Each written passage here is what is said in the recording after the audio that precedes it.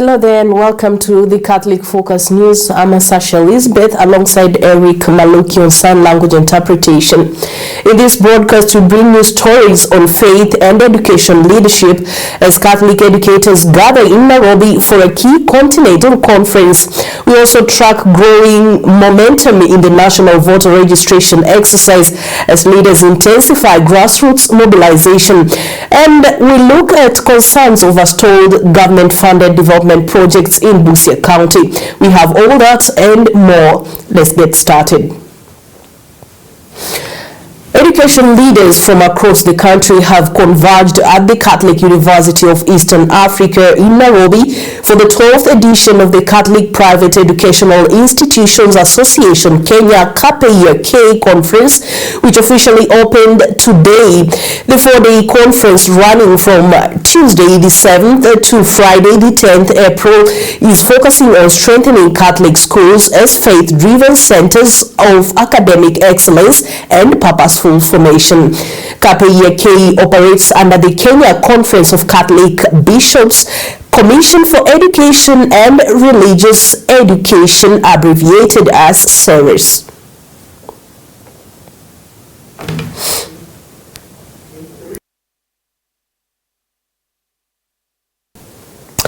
Of course, there are a lot of dignitaries that are representing at the KPEK 12th edition conference, and you'll get details of their speeches in our subsequent bulletin at 7 p.m. Among them is the Right Reverend Henry Odonya of the Kitale Diocese. Now, the ongoing voter registration exercise is gaining momentum across the country, while leaders intensifying grassroots mobilization to boost turnout.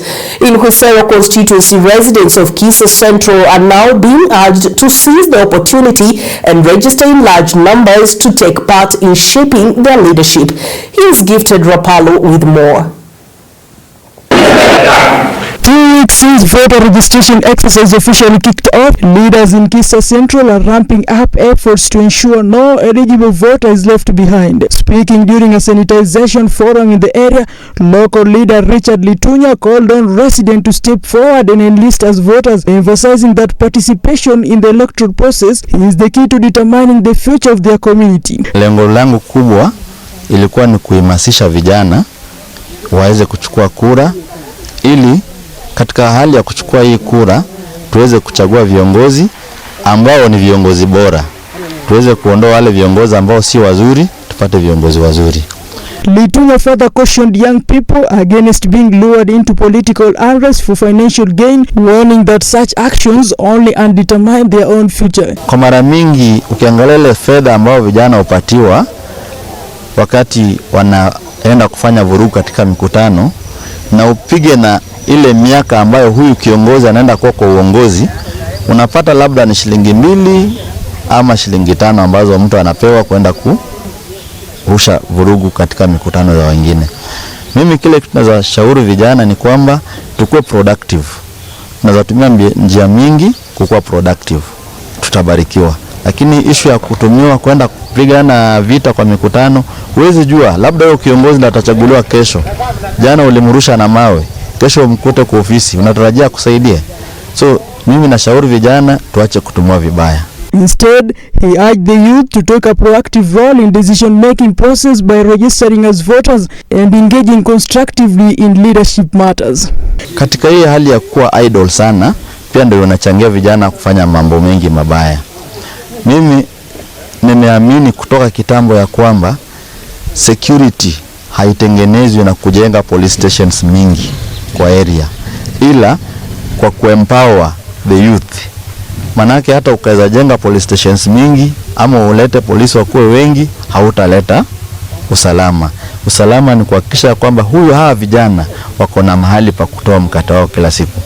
So kwa viongozi ambao wanaweza pata fursa hata ya kutembea nchi za nje, watuletee investors wakuje watusaidie kuwa na kwa hii shughuli ya empowerment. Residents have now been encouraged to turn out in large numbers before the registration window closes, as calls for civic responsibility continue to take center stage. Reporting for Catholic Focus, Capuchin TV, I'm Gifted Rapalo. Still on matters civic responsibility and democratic rights, leaders in Kakamega County have issued a strong call to action to Kenyans to turn out in large numbers and register as freshest voters, even as they distance themselves from political voices opposing the exercise. This comes in the wake of a fire that destroyed classrooms at Emulama Primary School in Navaholo, and amid growing support for the government's crackdown on corruption in the petroleum sector, following the arrest of senior officials linked to the fuel scandal.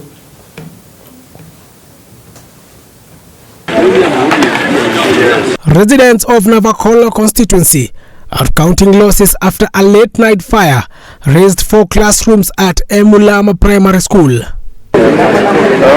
It is during an inspection visit to the affected school that Navaholo Member of Parliament Emmanuel Wangwe urged Kenyans to turn out in large numbers and heed the call by the Independent Electoral and Boundaries Commission to register afresh as voters. Wangwe distanced himself from leaders opposing the exercise, emphasizing the importance of inclusivity in the electoral process. Wale watu ambao walipata kura 2007 hatuko tunatumia hii mambo ya kupima macho, si ndio? Sasa wameleta mtambo mpya, unaangalia macho, unaangalia kidole. Tafadhali go and renew your position. Tuko wengi, lakini kwa register tuko wachache. The legislator also called on constituents who may have relocated to return and update their voter registration details. Kubadilisha pia iko, lakini ukitaka kubadilisha kama ulikuwa umeenda nje mpaka Navaholo, hawezi fanya na outstation. Ulialala. Na tunakaribisha wale wasichana wetu wametoka nje, wamekuja, kujeni mbadilishe voter cards zenu. Elsewhere in Ikolomani constituency, leaders lauded the government's recent anti-corruption drive targeting the fuel sector. Speaking while commissioning newly constructed multi-story classrooms at Sabane Primary School, funded through the Constituency Development Fund, Ikolomani Member of Parliament Bernard Shinali praised the arrest of senior officials implicated in the fuel scandal. Watu wale wanaiba mafuta, wanataka kutuwekea mafuta ile imechanganywa na vitu zingine, alternated fuel. Sasa ameshika bila kuangalia kabila, bila kuangalia chochote, amesema ukipatikana nayo ndani.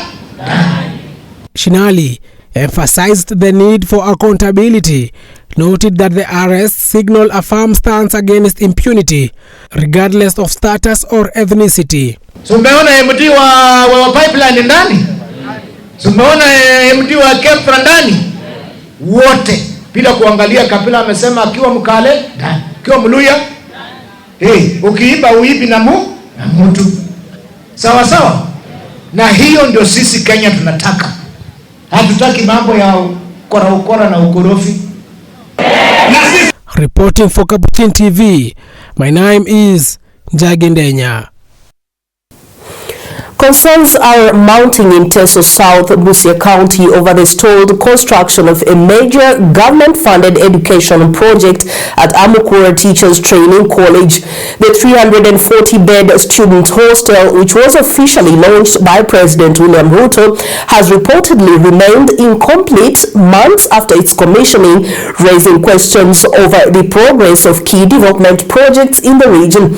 Here is Susan Bulemi with the full report. 6 months after President William Ruto commissioned the construction of a 340-bed hostel at Amukura Teachers Training College, the project has ground to a halt despite an earlier deadline set for completion in September this year. Ruto alikuja hapa aka-launch, akasema yeye ametoa pesa ya kujenga hii college. Alisema au kusema?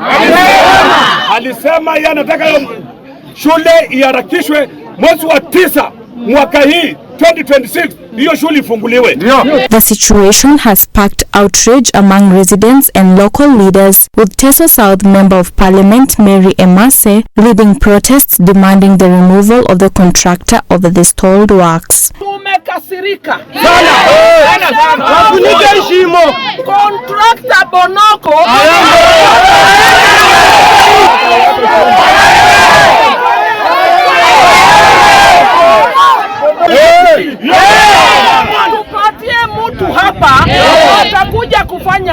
hii mradi ya Mukura Teachers Training College ikamilike mwezi wa 8. Emasi says the delay is not only disrupting the rollout of learning at the college, but also denying locals much needed job opportunities, even as millions of shillings have already been allocated to the project. Hii mradi si ati hakuna pesa. Pesa iko. Mimi nimetumia PS message, hata nipatie namba ya contractor, wamekataa kunipatia.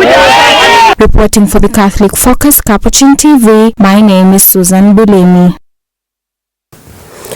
And that story brings us to the end of the Catholic Focus News. So for more on these and other stories, stay connected to our platforms for continuous updates and in-depth coverage.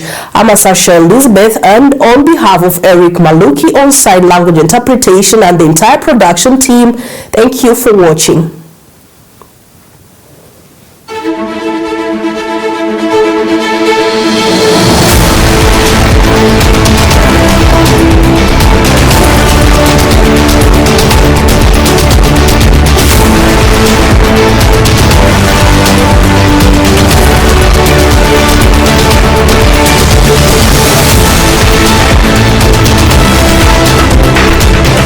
Keep watching Capuchin TV, your staunchly Catholic identity channel.